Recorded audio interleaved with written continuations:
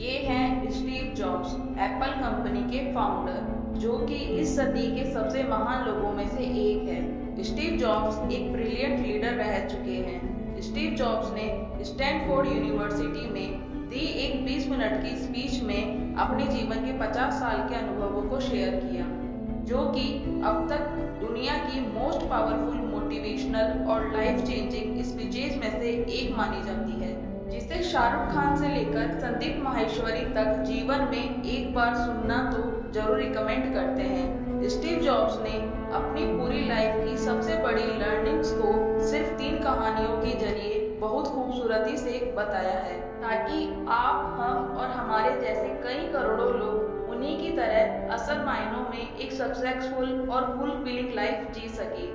क्या आपने Steve jobs की 2005 में स्टैनफोर्ड यूनिवर्सिटी में दी स्पीच को सुना है? मैं ये मानती हूँ कि कईयों ने नहीं सुना, क्योंकि स्पीच इंग्लिश में है। वैसे तो उस स्पीच में बहुत सारी बातें कही, सारी ही कमाल की थी। मैं तो बस उन्हें आवाज देकर हिंदी में और बहुत ही आसान भाषा का प्रयोग करके आप तक पहुंचा रही हूँ, ताकि कोई भी ऐसा ना हो जो विश्व की सबसे बेहतरीन स्पीच को सिर्फ लैंग्वेज बैरियर की वजह से ना सुन पाए। तो एकदम शांत और फोकस से बैठकर अपने विचारों को मुक्त कर दे। आज आप वो सुनने वाले हैं जिसकी वजह से आपकी जिंदगी में एक परिवर्तन आ सकता है। इस स्पीच को सुनने के बाद आप कई चीजों को काफी हद तक समझ पाएंगे। तो आइए बिना किसी देरी के हम शुरुआत करते हैं। धन्यवाद।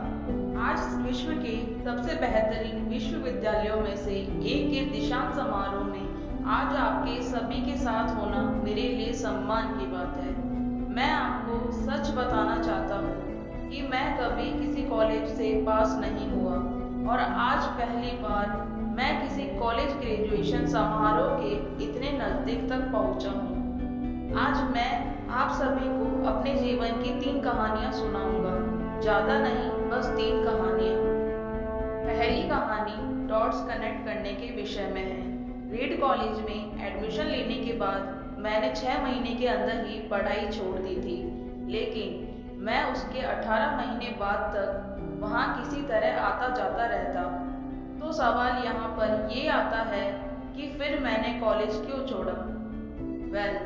इसकी शुरुआत मेरे जन्म से पहले की है। मुझे जन्म देने वाली माता एक यंग अविवाहित ग्रेजुएट स्टूडेंट थी, और वो चाहती थी कि मुझे कोई गोद ले ले, लेकिन इसी के साथ वो यह भी चाहती थी कि जो भी मुझे गोद ले वो कॉलेज ग्रेजुएट जरूर रहे। और इस प्रकार पहले से ही सब कुछ सेट था। मैं एक वकील और उसकी पत्नी के द्वारा अडॉप्ट किया जाने वाला था, लेकिन जैसे ही मैं इस दुनिया में आया, लास्ट मिनट पर उन्होंने अचानक अपना मन बदल लिया और उन्होंने कहा कि उन्हें तो एक लड़की चाहिए थी, और इसीलिए आधी रात को मेरे माता पिता को कॉल किया गया, जो कि वेटिंग लिस्ट में थे, और उन्हें कॉल करके बताया गया कि हमारे पास में एक बेबी बॉय है, क्या आप उसे गोद लेना चाहेंगे?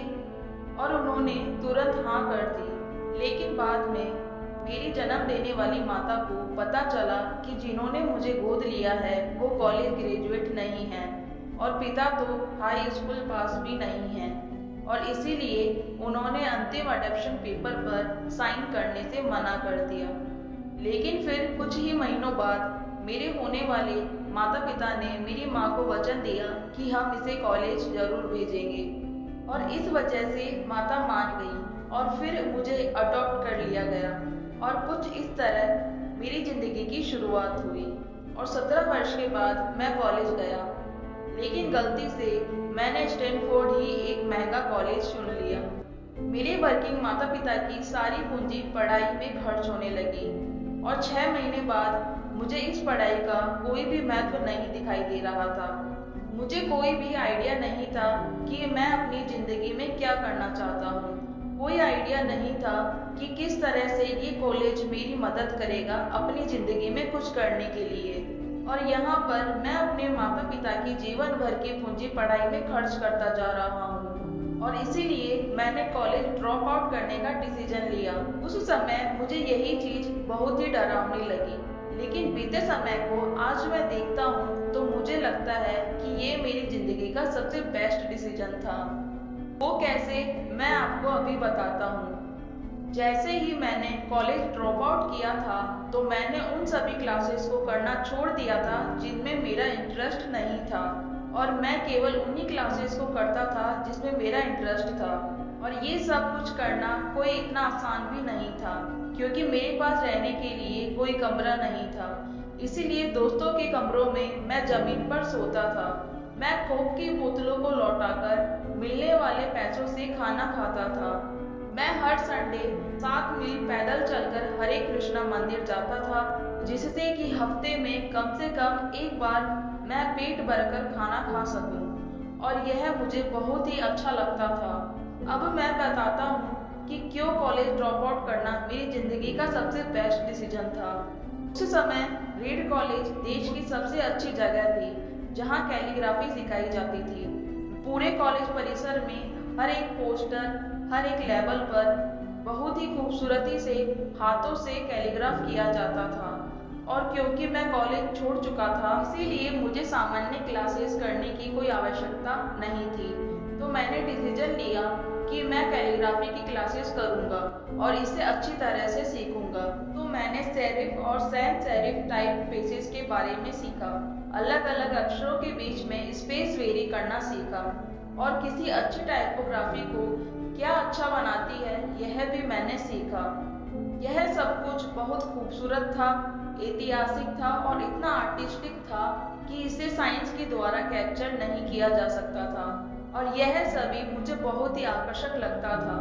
उस समय मेरा ऐसा कोई भी विचार नहीं था कि मैं इन चीज़ों का प्रयोग कभी अपने जीवन में करूँगा। लेकिन जब 10 साल बाद हम अपना पहला मैकिंतोश कंप्यूटर बना रहे थे, तब मैंने इसे मैक में डिज़ाइन कर दिया, और यह बहुत ही खूबसूरत टाइपोग्राफी वाला विश्व का पहला कंप्यूटर बन गया। अगर मैंने कॉलेज में केवल कैलीग्राफी में ही प्रवेश नहीं लिया होता तो मैक में कभी भी मल्टी टाइप फेसेस या प्रोपोर्शनली स्पेस फॉन्ट्स नहीं होते। और क्योंकि विंडो ने मैक की कॉपी की है तो दुनिया के किसी भी पर्सनल कंप्यूटर में यह सब नहीं होता। अवश्य ही जब मैं कॉलेज में था तो भविष्य को देखकर इन डॉट्स को कनेक्ट करना असंभव था, लेकिन जब मैं 10 साल बाद मैं बीते समय को देखता हूँ तो मुझे सब कुछ क्लियर नजर आता है। आप केवल पीछे देखकर ये डॉट्स को कनेक्ट कर सकते हैं। इसीलिए आपको विश्वास करना होगा कि अभी जो भी हो रहा है वो आगे चलकर किसी न किसी तरह आपके फ्यूचर से कनेक्ट हो जाएगा। आपको किसी न किसी में विश्वास करना ही होगा, अपने गट्स में, अपने भाग्य पर, अपने जीवन पर या फिर अपने कर्मों पर, किसी न किसी चीज पर तो विश्वास करना ही होगा, क्योंकि इस बात में विश्वास रखना कि आगे चलकर डॉट्स कनेक्ट होंगे, ये आपको अपने दिल की आवाज सुनने की हिम्मत देगा। और उस समय भी जब आप बिल्कुल अलग रास्ते पर चल रहे होंगे, और यही बात आपको बाकी लोगों से अलग बनाएगी।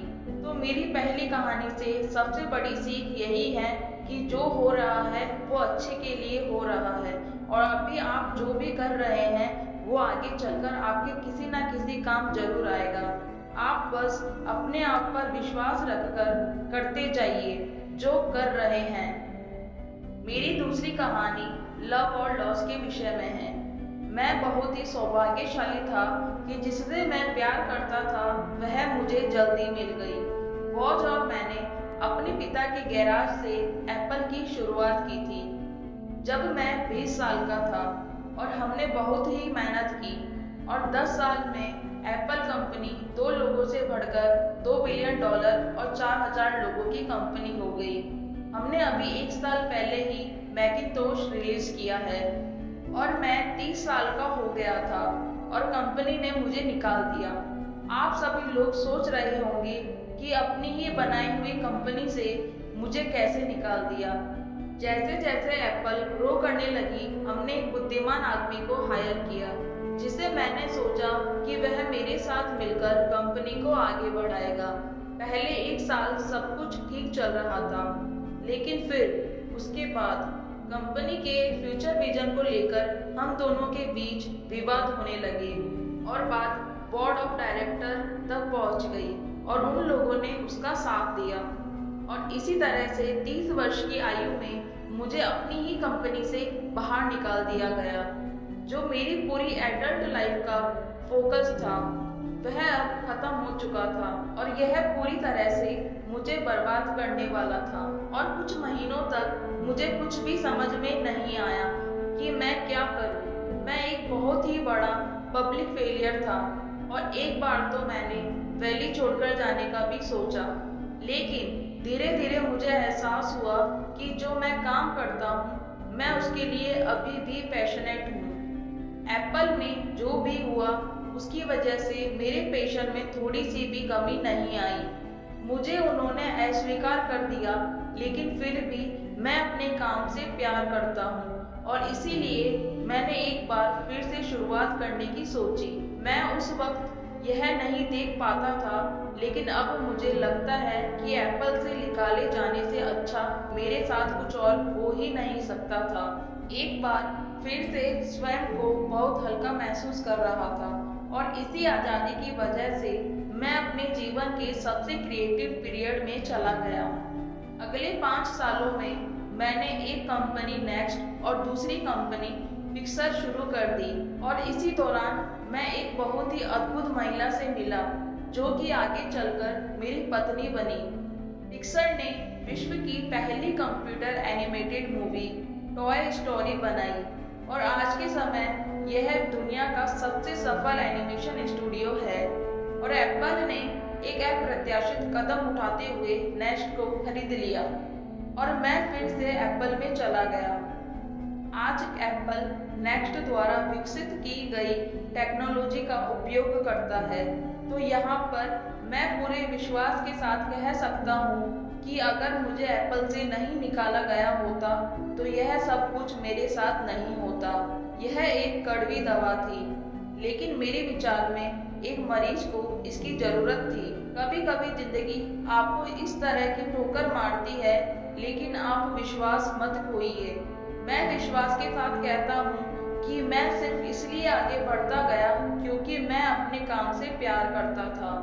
जितना अपने प्यार को जानना जरूरी है, उतना ही जरूरी है अपने काम को खोजना जिसे आप सच में एंजॉय करते हो, क्योंकि आपका काम आपकी जिंदगी का एक बहुत ही बड़ा हिस्सा होता है। और वास्तविक रूप से संतुष्ट होने का सिर्फ यही एक तरीका है कि आप वो करें जिसे आप एक बड़ा काम समझते हैं। और बड़ा काम करने का सिर्फ एक ही तरीका है कि आप वो करें जो आप करना पसंद करते हैं। और अगर अभी तक आपको वो काम नहीं मिला है तो आप रुकिए मत, उसे खोजते रहिए। जैसा कि दिल से जुड़ी हर एक चीज में होता है, वो जब आपको मिलेगी तब आपको पता चल जाएगा।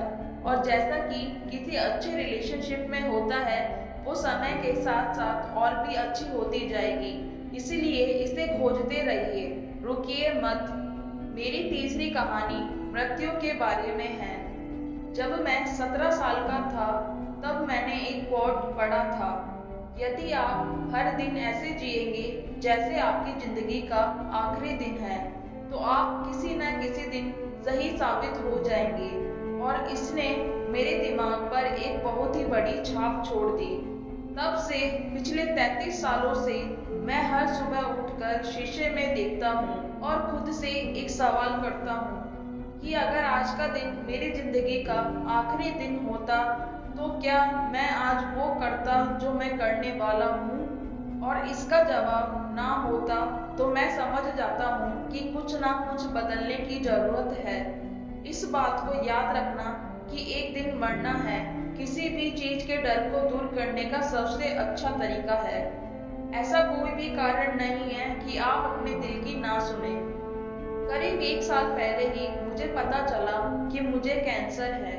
सुबह 7:30 बजे मेरा स्कैन हुआ और मुझे उसमें साफ दिखाई दे रहा था कि मेरे पैंक्रियाज में ट्यूमर है। और सच कहूँ तो मुझे ये भी नहीं पता था कि पैंक्रियाज क्या होता है। डॉक्टर ने लगभग पूरे विश्वास के साथ मुझे बताया कि मुझे एक ऐसा कैंसर है जिसका उपचार करना संभव नहीं है और अब मेरे पास केवल 3 से 6 महीने ही बचे हैं। डॉक्टर ने मुझे सलाह दी कि मैं घर जाऊं और अपनी सभी चीजें व्यवस्थित कर लूं। यानी डॉक्टर की भाषा में मतलब था कि आप मरने की तैयारी कर लीजिए।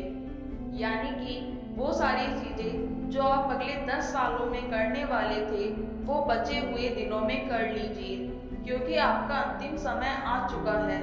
मैंने इस डायग्नोसिस के साथ पूरा दिन बिता दिया और शाम को मेरी बायोप्सी हुई, जहां पर मेरे गले के रास्ते से पेट से होते हुए एक एंडोस्कोप डाला गया। उस वक्त मैं पूरी तरह से बेहोश था। जब डॉक्टर्स ने माइक्रोस्कोप से मेरे सेल को देखा तो वह भी रो पड़ा, क्योंकि सेल्स को देखकर डॉक्टर भी समझ गया था कि मुझे एक बहुत ही दुर्लभ प्रकार का कैंसर हुआ है, जो कि सर्जरी से ठीक हो सकता है। तो मेरी सर्जरी हुई और सौभाग्य से अब मैं बिल्कुल ठीक हूँ। मौत के इतने करीब तक मैं पहले कभी भी नहीं पहुंचा और उम्मीद करता हूँ कि आने वाले कुछ समय तक मैं पहुंचूं भी ना। और यह सब देखने के बाद मैं पूरे विश्वास के साथ में यह कह सकता हूँ कि मृत्यु एक उपयोगी लेकिन विशुद्ध रूप से बौद्धिक संकल्पना है। कोई भी मरना नहीं चाहता, यहाँ तक कि वो लोग जो स्वर्ग जाना चाहते हैं वो भी वहां जाने के लिए मरना नहीं चाहते। मृत्यु ही वह स्थान है जहां पर हम सभी लोग जाते हैं। आज तक कोई भी इससे नहीं बचा है और ऐसा होना ही चाहिए, क्योंकि जीवन का एकमात्र सबसे बड़ा आविष्कार है, वो है मृत्यु। यह जीवन को बदलती है, पुराने को समाप्त करने का रास्ता खोलती है। और इस समय पर आप सभी लोग नए हैं और कुछ ही दिनों में आप सभी लोग पुराने हो जाओगे और रास्ते से साफ हो जाओगे। इतना ज्यादा नाटकीय होने के लिए मैं आप सभी से माफी चाहता हूँ, लेकिन यही सत्य है। आपका समय बहुत ही सीमित है, इसीलिए इसे किसी और की जिंदगी जीकर व्यर्थ मत कीजिए। बेकार की सोच में मत फंसिए। अपने जीवन को दूसरों के हिसाब से मत चलाइए। औरों के विचारों के शोर में अपनी जिंदगी की आवाज को मत दबाइए। और सबसे महत्वपूर्ण यह है कि अपने दिल और सहज बुद्धि की बात सुनने का साहस रखें, क्योंकि वे पहले से ही जानते हैं कि तुम वास्तव में क्या बनना चाहते हो। तो पहले अपने दिल की आवाज सुने, बाकी सारी चीजें सेकेंडरी है। और अंत में आप सभी को यही कहना चाहूंगा, स्टे हंग्री, स्टे फुलिश। मैंने हमेशा अपने लिए यही मांगा है। और अब जब आप सभी लोग यहाँ से ग्रेजुएट हो रहे हैं तो मैं आप सभी के लिए भी यही विश करता हूँ, स्टे हंग्री, स्टे फुलिश। यानी कि भूखे रहिए और मूर्ख रहिए। भूखे यानी कि कुछ करने की भूख आपके अंदर होनी चाहिए, और मूर्ख रहो क्योंकि मूर्ख रहकर ही आप सब कुछ सीख पाओगे। अगर आपको लगता है कि आप सब कुछ पहले से ही जानते हैं तो आप कुछ भी नहीं सीख पाओगे। तो भूखे रहिए और मूर्ख रहिए। Stay hungry, stay foolish. आप सभी का बहुत बहुत धन्यवाद। और दोस्तों, आशा करती हूँ कि आपने इस वीडियो से बहुत कुछ सीखा होगा। और ऐसे ही inspiring, motivational, life changing videos को देखने के लिए इस चैनल को सब्सक्राइब करके बेल आइकन को प्रेस करना ना भूलें। आपका एक लाइक, शेयर, कमेंट और सब्सक्राइब मुझे इसी तरह के वीडियो बनाने का हौसला देता है। मिलते हैं इसी तरह के नेक्स्ट वीडियो में। अलविदा। जय हिंद, जय भारत।